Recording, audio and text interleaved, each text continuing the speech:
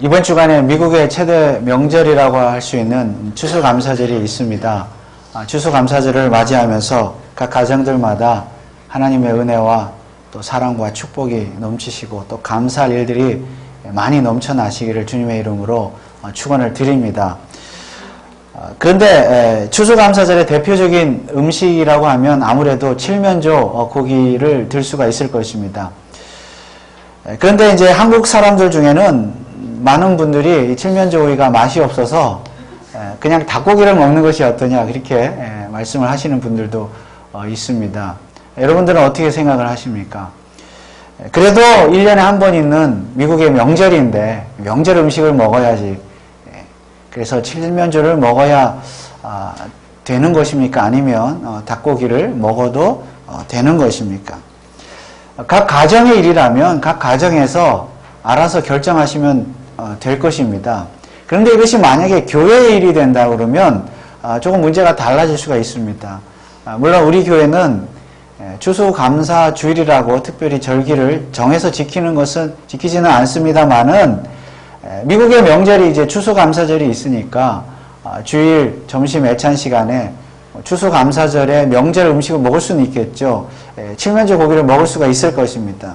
그런데 만약에 이제 어떤 교인들은 그냥 우리 더 맛있는 닭고기를 먹읍시다. 기왕에 먹을 거. 이렇게 이제 주장을 한다면 우리는 어떻게 해야 하는 것입니까? 그래도 명절이니까, 미국의 명절이니까 한국의 추석에는 반드시 송편을 먹어야 되듯이 미국의 명절이니까 칠면조 고기를 먹는 것이 좋습니까? 아니면은 닭고기를 먹어도 상관이 없는 것입니까? 아니면 소고기나 돼지고기를 먹으면 안 되는 것입니까?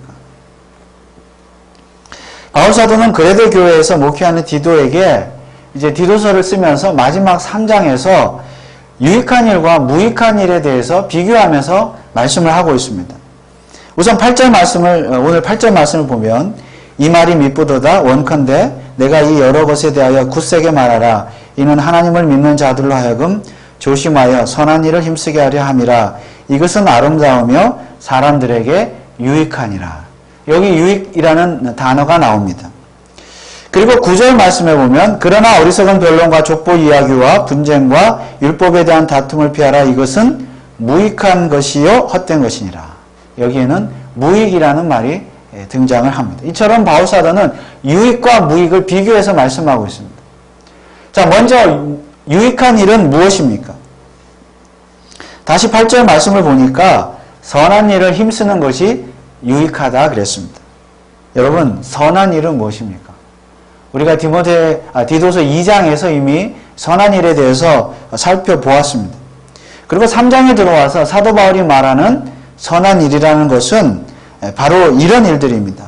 3장 1절 2절에 보니까 너는 저희로 하여금 정사와 권세 잡은 자들에게 복종하며 순종하며 모든 선한 일 행하기를 예비하게 하며 아무도 해방하지 말며 다투지 말며 관용하며 범사의 온유함을 모든 사람에게 나타낼 것을 기억하게 하라. 즉 국가와 교회의 권세, 우리 지난 수요일에 살펴본 것처럼 국가와 교회의 권세 기본적으로 그 하나님께서 허락하신 것이기 때문에 기본적으로 복종하는 것이 선한 일이다. 또한 다른 사람을 회방하지 않고 다투지 않고 관용하며 범사의 온유함을 모든 사람들에게 나타내는 것이 선한 일이라고 말씀하고 있습니다. 3절은 무엇이라고 말씀합니까? 우리는 전에는 어리석은 자요, 순종치 아니한 자요, 속은 자요, 각색 정욕과 행락의 종노릇한 자요, 악독과 투기로 지낸 자요, 가증스러운 자요, 피차 미워한 자이었으나. 여기에 나오는 악한 일들, 나쁜 일들, 안 좋은 일들을 행하지 않는 것이 선한 일을 행하는 것입니다. 이처럼 이렇게 선한 일을 행하는 것이 곧 성도에게 유익한 일이다라고 바울사도는 말씀하고 있는 것입니다. 그런데 8절을 자세히 보면 성도가 선한 일을 하는 것은 그냥 유익한 것이 아니라 그 선하다는 말 앞에 아름답다라는 말이 있죠. 유익하다는 말 앞에 아름다우며 유익하다 그랬습니다. 선한 일은 유익한데 그냥 유익한 것이 아니라 아름다우며 유익하다 그랬습니다. 여기에 나오는 이 아름답다는 말은요, 말 그대로 아름다운 것인데요. 영어로 하면은 영어 성경에 beautiful이라고 하지 않고 attractive라고 이렇게 설명하고 있습니다. attractive. 여러분, attractive는 무엇입니까? 아름다운데 어떻게 아름다운 거예요? 다른 사람들에게 이목을 집중시키고 뭔가 그 다른 사람의 관심을 끌만한 매력이 있다, 그런 뜻이죠? 매력적이다. 그러니까 선한 일, 성도가 선한 일을 하는 것은 다른 사람들에게 다른 사람들을 끌어들이는 어떤 매력이 있다. 그 정도로 아름답다, 그런 말씀입니다. 여러분, 선한 일은 어떤 점에서 다른 사람들을 끌어들이는 매력이 있습니까? 우리가 지난 시간에 살펴보았는데 디도서 2장 10절에 보니까 떼어먹지 말고 오직 선한 충성을 다하게 하라. 이는 범사에 우리 구주 하나님의 교훈을 빛나게 하려 함이라. 지난주에 살펴본 것처럼 이 빛나다는 말은 보석이 빛나는 것, 그리고 우리가 얼굴에 화장을 해서 그 아름다움이 빛나는, 그런 빛나는 것이라고 말씀을 드렸습니다. 그러니까 우리 성도는 선한 일을 통해서 하나님의 말씀이 보석이 빛나는 것처럼, 화장의 아름다움이 빛나는 것처럼 빛나게 해야 된다는 말씀입니다. 그런데 하나님의 말씀이 빛나는 것이 곧 attractive한 것이다. 즉 매력이라는 것입니다. 어떤 매력입니까?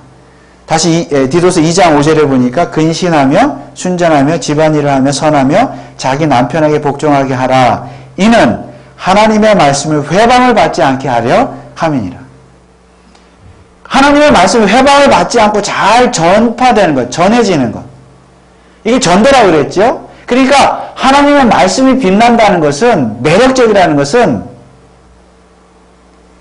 이 말씀이 잘 전해져서, 회방되지 않고 잘 전해져서 믿지 않는 사람들이, 불신자들이 예수를 믿게 된다는 그런 면에서 말씀이 잘 빛난다는 것이죠. 다시 말하면 하나님의 말씀이 전도하는 일에 매력적으로 어트랙티브하게 다가간다는 말씀입니다. 근데 어떻게 하나님의 말씀이 그렇게 매력적이 된다는 것입니까? 성도의 선한 일을 통하여.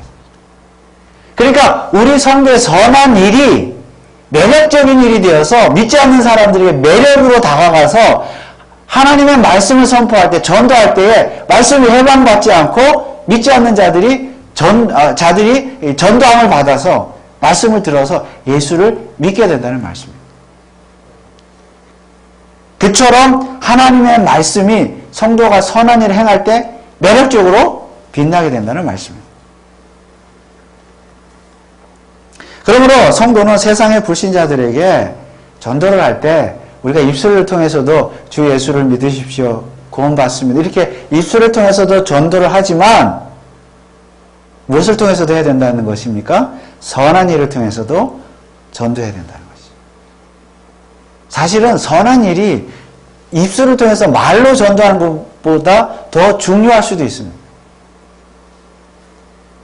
만약 우리 성도가 우리 이웃이나 친구들이나 믿지 않는 가족들이나 믿지 않는 사람들에게 복음을 전하고 전도를 해야 되겠는데, 영혼을 구원해야 되겠는데 우리 삶이 선하지 못하면, 우리가 선한 일을 행하지 못하고 뭘 악한 일만 행하고 거짓말만 하고 남을 속이고 그렇게 선한 일을 행하지 못하는데 입술로 예수 믿으세요, 교회가 다니세요, 우리 교회 한번 와보세요 그러면 그게 전도가 되겠느냐는 말씀이죠.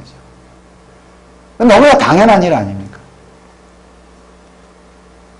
그래서 예수를 믿으라고 하는 10마디 말보다 한 가지의 선한 일을 행하는 것이, 물론 입술로도 전해야 되겠지만 선한 일을 행하는 것이 전도에 훨씬 유익하며 많은 사람들을 더 하나님 앞으로 이끌게 되는 줄 믿습니다. 그러나 우리가 잊지 말아야 할 것 한 가지는, 선한 일이란, 성도의 선한 일이란 꼭 전도를 위해서만 하는 것은 아니라는 사실입니다. 우리는 그저 성도로서, 구원받은 백성으로서 선한 일을 해야 할 책임과 의무만 있을 뿐입니다. 왜냐하면 우리는 이미 중생의 씻음으로 말미암아 죄사함을 받았고 씻음 바 되었고, 동시에 성령의 새롭게 하심으로 말미암아 새로운 피조물이 되었기 때문입니다. 오늘 5절 말씀에 보니까 우리를 구원하시되 우리의 행한 바 의로운 행위로 말미암지 아니하고 오직 그의 긍휼하심을 쫓아 중생의 씻음과 성령의 새롭게 하심으로 하셨나니. 그러므로 성도는 전도와 상관없이 언제 어디서나 누구를 만나든지 선한 일을 행해야 될 줄 믿습니다. 왜냐하면 우리는 성령으로 중생하게 되었고 재씻음 받아서 새로운 피조물이 되었기 때문에, 새로운 피조물이 되었으니까 마땅히 꼭 전도를 위해서가 아니라, 누구에게 잘 보이기 위해서가 아니라 마땅히 새롭게 변화된 피조물로서 성도가 선한 일을 행해야 된다는 말씀입니다. 이것이 성도가 행해야 될 마땅한 성화의 삶이기 때문이죠. 그리고 그것이 하나님께서 기뻐하시는 일이기 때문입니다. 그래서 성도는 모르는 이웃에게도 선한 일을 행해야 되고, 길 가다가 모르는 사람을 만나도 선한 일을 행해야 되는 것이죠. 우리 가게, 비즈니스라는 우리 가게에 찾아오는, 처음 찾아오는 손님이라 할지라도 선한 일을 행해야 되는 것이고, 누구에게나 항상 선을 행해야 하는 것입니다. 그리고 사실 성도는 직업 자체도 선한 직업을 가져야 되는 것이죠. 아무리 돈을 많이 벌어도, 아무리 세상에 어떤 명예를 얻을 수 있는 직업이라 할지라도 그것이 선한 일이 되지 못합니다. 다시 말하면 하나님께 영광이 되지 않고 이웃을 섬기고 사람들을 섬기는 일에 도움이 되지 선한 일이 아니라면 그런 직업도 과감하게 포기할 수 있어야 되는 것이죠. 그것이 선한 일입니다. 또한 성도는 교회 안에서 같은 성도들끼리도 선한 일을 행해야 합니다. 물론 이것은 전도가 목적은 아니겠지요. 교회 안에는 기본적으로 다 예수를 믿는 자들이니까. 물론 초신자도 있겠지만, 그러나 우리가 다 예수를 믿는다는 사실만으로는 부족합니다. 여러분, 우리가 예수를 믿는다. 예수를 믿고 예수님께 예배하고 하나님께 예배하기에 모였다. 우리는 교회로 모였다라는 말의 의미는 무엇입니까? 성도들 간에도 서로 간에 선한 일을 행하지 않으면 우리가 예수를 믿는다, 교회를 다닌다, 한 교회를 다닌다, 의미가 없다는 말씀입니다. 교회는 그리스도의 몸이며 성도는 그 몸의 각 지체들입니다. 그래서 한 지체가 다른 지체에게 선한 일을 행할 때에 그 교회는, 그리스도의 몸인 교회는 건강한 교회가 될 수 있습니다. 여러분, 우리가 너무 잘 아는 이야기지만 한번 생각해 보십시오. 내가 머리가 가려운데 머리는 무엇으로 긁어요? 손으로 긁습니다. 그렇죠? 손이 없으면 머리를 긁어줄 존재가 없어요. 몸에서. 머리를 감을 때도 마찬가지입니다. 손이 있어야 머리를 감겨줄 수가 있습니다. 우리 몸에서 가장 중요한 머리라 할지라도 손이 없으면 긁을 수도 없고 감을 수도 없습니다. 도와줘야 돼요. 선한 일을 행해야 돼요. 손이. 손도 마찬가지예요.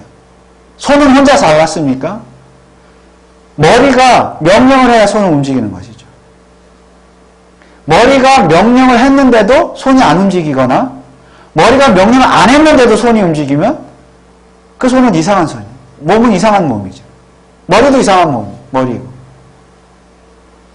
그러니까 머리도 손이 필요하고 손도 머리가 필요한 법이죠. 우리 몸의 지체가 다 그렇지 않습니까? 교회는 그렇다고 하나님 말씀하시죠. 교회 모든 성도는 각 지체들이고. 그래서 우리 몸의 지체들이 서로 도와주고 선한 일을 행하듯이 교회 안의 성도들도 서로 도와주고 선한 일을 행해야 된다는 말씀입니다. 그래야 교회가 건강한 교회가 될 수 있습니다. 근데 가만히 보면 밖에 나가면요, 불신자들에게는 성도들이 오히려 친절할 수 있는데 교회 안에서 성도들 간에 오히려 친절하지 못하고 선한 일을 행하지 못하는 경우가 많은 것을 볼 수 있습니다. 세상 사람들보다 오히려 교회 안의 성도들이요, 더 사랑하지 못하고 더 용서하지 못하고 더 다투기를 좋아하는 것 같기도 합니다. 그리고 오히려 성도들의 약점을 이용해가지고 거짓말을 하고 사기를 치고 이런 모습들도 많이 볼 수가 있습니다. 이런 것들은 유익한 일이 아니라 분명히 무익한 일이겠죠. 그러나 성도는 다른 성도들에게도 반드시 유익을 끼쳐야 합니다.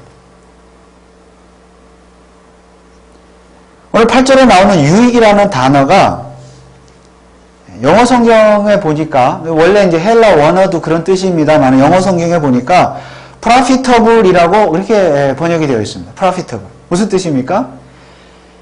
이 말이 상당히 어떻게 보면 오해를 살 수 있는 단어입니다. 우리에게 오해를 줘요.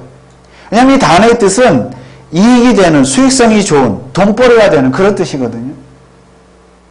돈벌이가 된다, 수익성이 있다. 그래서 오늘날 교인들을 가만히 보면요, 수익성이 되는 교회들을 찾아다닙니다. 사업을 하는 사람들은 자기 사업에 더 많은 고객을 확보하기 위해서 더 큰 교회, 되도록 큰 교회를 찾아다녀야 더 비즈니스에 도움이 되기 때문에, 수익성이 있기 때문에, 프로피터블 하기 때문에, 자기에게 유익이 되기 때문에 큰 교회를 찾아다니게 되는 것이죠. 자녀들을 둔 부모들은 어떻습니까? 교회의 교육 시스템이 잘 되어 있는 교회들을 찾아다닙니다. 자녀의 유익을 위해서. 요즘 한국에는 보니까 주일학교가 영어로 예배하고 영어로 이렇게 찬양하고 영어로 말씀을 배우는, 성경을 배우는 그런 영어 예배를 하는 교회가 부흥한다고 해요. 아주 폭발적으로 부흥한다고 합니다. 자녀들이 그런 교회를 이제 보내는 거예요. 기존에 잘 다니던 교회도 안 다니고 그런 교회를 보내는 거예요. 그런 교회가 세워졌다 하면.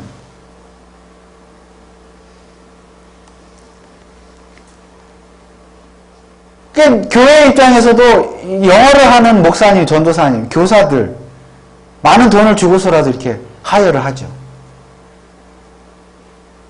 부모들 입장에서 보면 뭐예요? 자녀의 교육적인 측면에서 자녀의 교육에 수익이 되는, 이익이 되는 프로피터블한 교회를 보내는 거죠. 교회 입장에서도 부흥이라고 하는 수익성이 있는 예배를 만드는 거죠. 그런 프로그램을 만드는 거죠.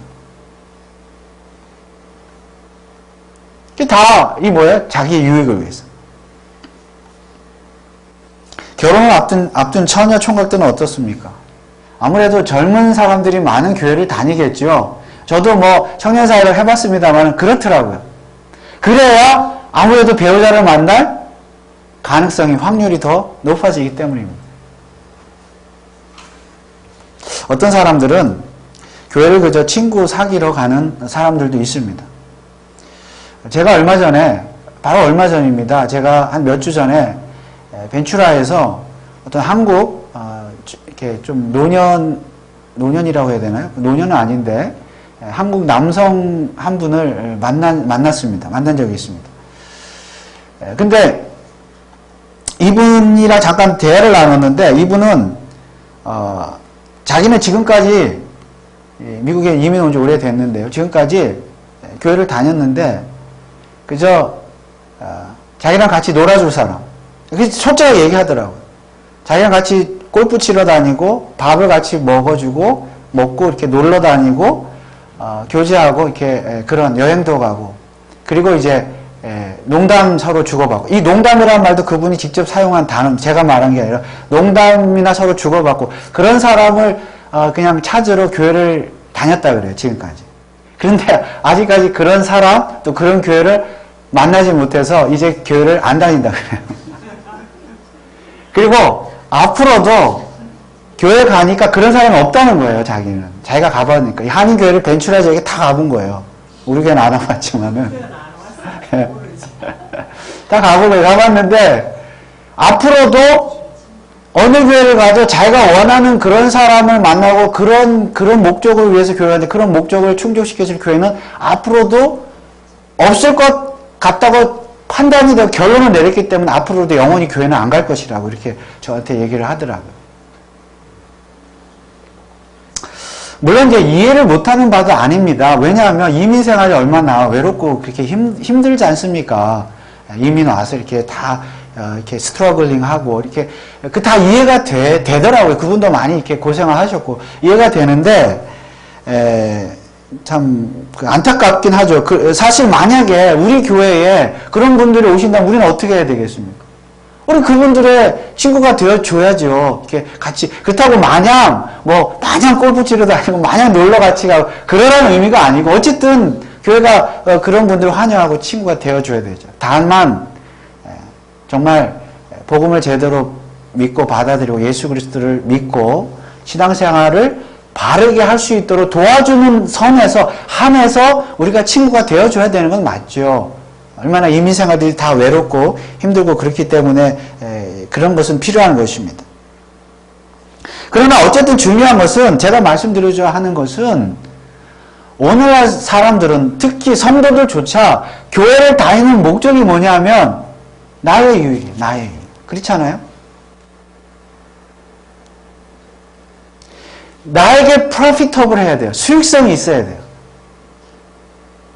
나에게 이익이 돼야 교회를 다닌다는 말씀이에요. 물론 우리 자신들도, 저와 여러분들도 이 사실에서 자유로울 수는 없을 것입니다. 사실은. 왜냐하면 우리들도 모든 사람들이 어느 교회를 다니든지 그 교회를 다닐 때는 뭔가 유익한 게 있으니까 나에게 다니지, 아무것도 유익한 게 없는데 다니는 사람 없을 것입니다. 그것이 영적인 부분이든 육적인 부분이든 뭔가 나에게 유익한 게 있으니까 다니잖아요. 그 어떤 교회를 선택하지 않겠습니까? 전혀 유익하지 않고 무익한데 그냥 교회를 아무 이유 없이 다니는 사람은 없을 것입니다. 그러나 오늘 사도 바울은 이미 그레데 교회에 출석하는 성도들을 향해서 이 말씀을 하고 있는 것이죠. 디도를 통해서 이런 말씀들을 가르치라. 즉 성도들이 성도들에게 선한 일을 행하라는 것입니다. 그것이 신앙생활의 목적이라는 것입니다. 물론 궁극적인 목적, 하나님께 영광, 하나님께 예배하는 것이지만 교회 안에서 각 지체들 간에, 성도들 간에 나의 유익이 아니라 다른 사람의 유익을 생각하는 것도 신앙생활의 목적이라는 말씀입니다. 다시 8절 말씀을 보실까요? 이 선한 일은 누구에게 유익하다는 것입니까? 사람들에게 유익하다. 즉 내가 아니라 다른 사람들에게 유익하다는 말씀입니다. 즉 내가 선한 일을 해야 하는 이유는 내가 이익을 보려고, 내가 어떤 수익을 낳기 위해서 선한 일을 행하는 것이 아니라 바로 다른 사람들에게 이익을 주기 위해서, 다른 사람들에게 유익을 주기 위해서 내가 선한 일을 해야 된다는 말씀입니다. 물론 아직 믿음이 연약한 성도들은 무슨 일이든지 자기 중심적으로 생각할 수가 있습니다. 늘 받기만 하고 또 그렇게 하려고 하고 자기가 한 일에 대해서 남이 알아주기를 바라고 어떤 인정해주기를 바라고, 그렇지 않으면 섭섭해하고 때로는 상처를 받을 수도 있습니다. 사실 누구나 다 그럴 수가 있습니다. 그러나 성숙한 그리스도인은 어떻습니까? 자기 중심적으로 생각하지 않고 항상 남의 유익을 먼저 생각하고 남을 배려할 줄 아는 성도일 것입니다. 항상 남의 입장이나 교회라고 하는 공동체 전체의 유익, 이익을 먼저 생각할 것입니다. 성숙한 성도라고 한다면. 여러분, 추수감사절에 칠면조 고기를 먹으면 어떻고 닭고기를 먹으면 어떻겠습니까? 그런데 앞서 말씀드린 것처럼 각 가정에서의 문제라면 문제될 것이 없겠지만 교회 공동체에서 이런 식사 메뉴를 정할 때는 문제가 될 수가 있습니다. 추수감사절을 맞이해서 주일 점심 메뉴를 무엇으로 할 것이냐.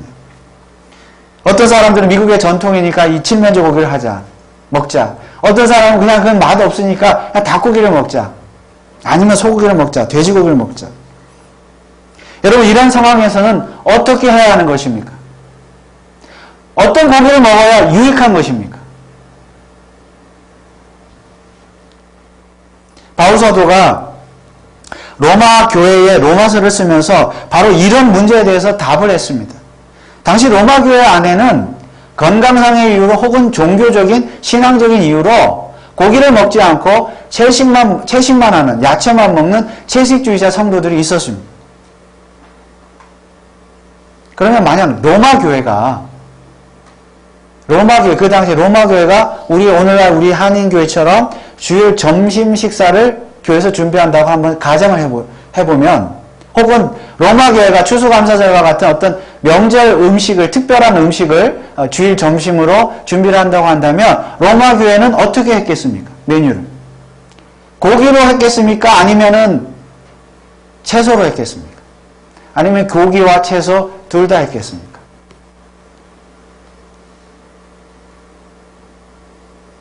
만약 우리 교회 같으면 어떻게 메뉴를 정하겠습니까? 그런데 로마 교회뿐만이 아니라 그레데 교회에도 같은 문제들이 발생했습니다.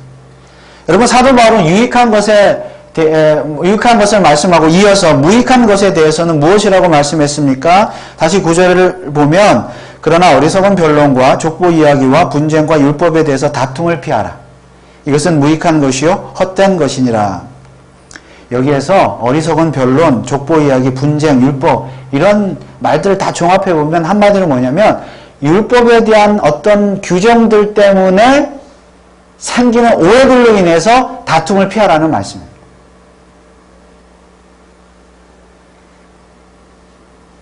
즉, 그 교회 안에, 그래도 교회 안에 아직 믿음이 연약한 자들은 예수를 믿어서 구원을 받았음에도 불구하고 구약의 율법을 지켜야 된다. 혹은 율법에 나타난 음식에 대한 법을 지켜야 된다고 믿었습니다. 물론 유대인들 중에도 그것을 주장하는 사람들이 있었습니다. 그래서 그들은 율법이 금하는 일, 즉 특별히 고기를 먹지 말라 하는 그 금하는 일 때문에 고기를 먹지 않았던 것입니다. 그래서 채소만 먹었죠. 그러나 반면에 믿음이 강한 사람들은 이제 그리스도 안에 있는 성도들은 구약의 율법에서 금지하는 음식들, 특별히 고기를 먹어도 상관없다. 그리스도 안에서 우리는 자유를 얻었다. 상관없다고 믿었던 자들입니다. 그래서 그들은 고기를 마음대로 먹었습니다. 여러분, 누구의 생각이 맞습니까? 고기를 먹는 게 맞습니까? 안 먹는 게 맞습니까? 채소만 먹는 게 맞습니까? 안 먹는 게 맞습니까? 그런데 안타깝게도 로마 교회에서 고기를 먹는 성도들이 채식주의자 성도들을 비판했습니다. 다툼이 일어났습니다. 이유는 채식주의 성도들이 믿음이 연약하고 그리스도 안에서 자유가 없다. 믿음이 연약하다라고 하는 것 때문에 그들을 비판했습니다. 즉 무엇을 먹든지 하나님의 영광을 위해서 먹으면 되지 왜 그렇게 까다롭냐는 거죠. 먹는 거 가지고. 그래서 바울사도의 해결책은 이것이었습니다.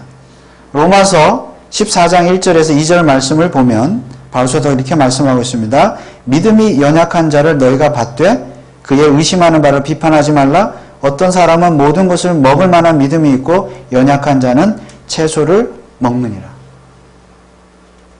그런데요, 로마 교회 안에서 고기를 먹는 사람이 채식주의자 성도들만 비판한 것이 아닙니다. 반대의 경우도 일어났습니다.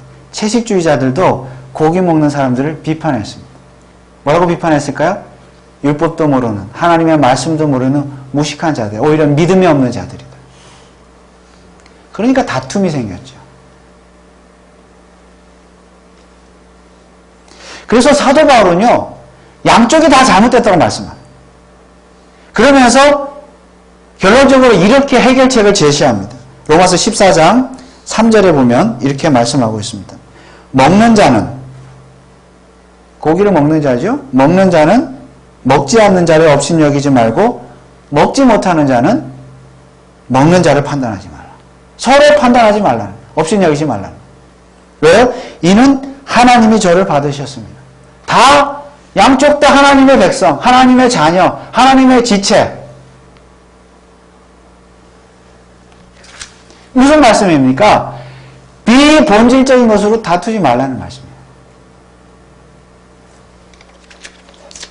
왜냐하면 비본질적인 문제로 서로 비판하고 다투는 것이야말로 무익한 일이기 때문에, 헛된 일이기 때문입니다.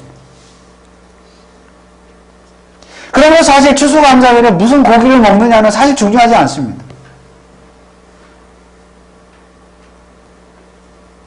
그것을 놓고 무엇을 먹을까를 놓고 만약에 다투고 서로 비판하고 서로 업신여긴다고 한다면 그것이야말로 무익한 일입니다. 물론 무엇을 먹을까 메뉴를 정하는데 서로 의견이 다를 수 있잖아요. 이것을 뭐 먹을 수도 있고 저것을 먹을 수도 있고 다를 수 있는데 그래서 이제 지혜롭게 결정을 해야 되겠죠. 근데 그런 부분에 있어서 상대방이 서로 이것을 하자 저것을 다투고 업신내고 비판하고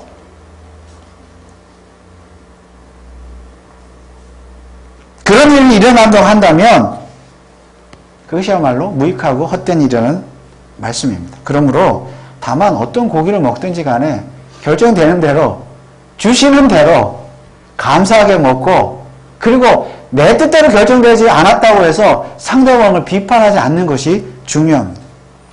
바로 그렇게 하는 것이 뭐예요? 성도 간에 선한 일을 행하는 것입니다. 선한 일.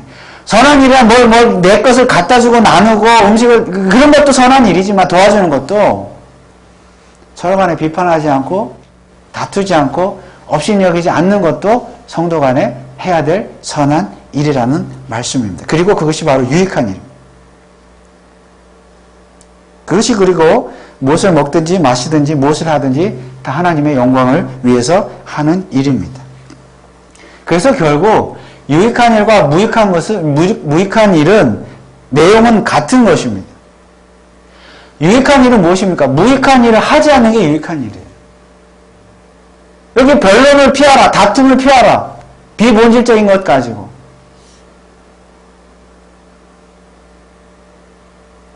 그러니까 무익한 일을 하지 않는 게 유익한 일이에요. 유익한 일은 무엇입니까? 무익한 일을 하지 않는 것이고 무익한 일은 유익한 일을 하지 않는 것이 무익한 일. 같은 말이죠.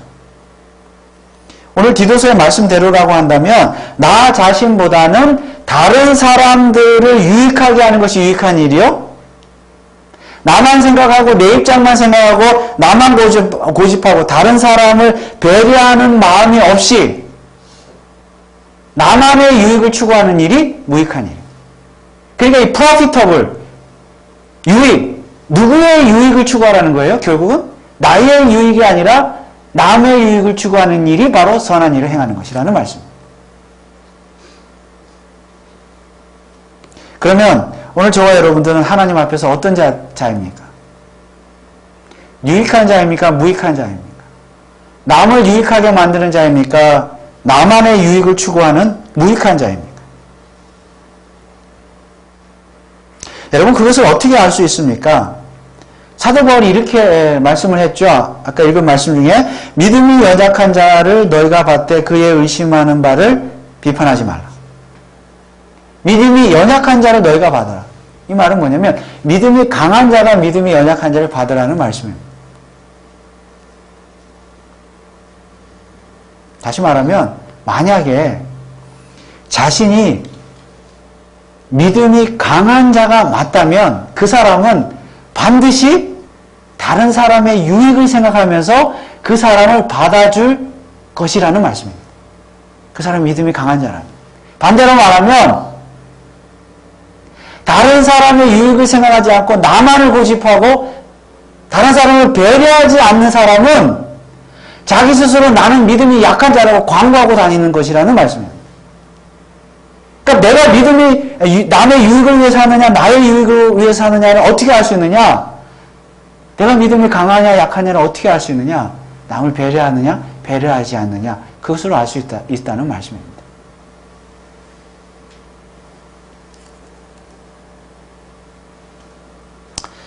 물론 우리는 하나님 앞에서 다 믿음이 연약한 자들입니다. 그러나 하나님께서는 다른 사람들의 유익을 위해서 선한 일을 행하는 자를 믿음이 강한 자라고 인정해 주시는 줄 믿으시기 바랍니다. 우리는 다 약한 자지만, 연약한 자지만. 그러므로 유익과 무익의 기준은 내게 있는 것이 아니라 다른 사람들에게 있는 것입니다. 여러분 믿음이 강한 자입니까? 믿음이 약한 자입니까? 유익한 자입니까? 무익한 자입니까? 바라기는 저와 여러분 모두가 다른 사람들의 유익을 먼저 생각하는 진정 믿음이 강한 자, 하나님으로부터 인정받는 자, 그런 성도들이 다 될 수 있기를 주님의 이름으로 축원을 드립니다. 기도하겠습니다. 하나님 아버지 은혜를 감사합니다. 우리가 신앙생활을 할 때 유익한 일을 행하기를 원합니다. 그러나 나의 유익이 아니라 다른 사람의 유익을 먼저 생각하는 그런 성도가 되기를 소원합니다. 우리 교회가 우리 지체들 간에 서로 다른 사람들의 유익을 먼저 생각하며 또 나의 고집보다는 다른 사람들을 먼저 배려할 줄 아는 그런 지체들이 모이는 교회가 됨으로 말미암아 정말 예수 그리스도의 몸인 우리 교회가 더 건강하게 튼튼하게 세워져 가는 그런 교회가 될 수 있도록 주님 축복하여 주옵소서. 감사를 드리오며 거룩하신 예수 그리스도의 이름으로 기도하옵나이다. 아멘.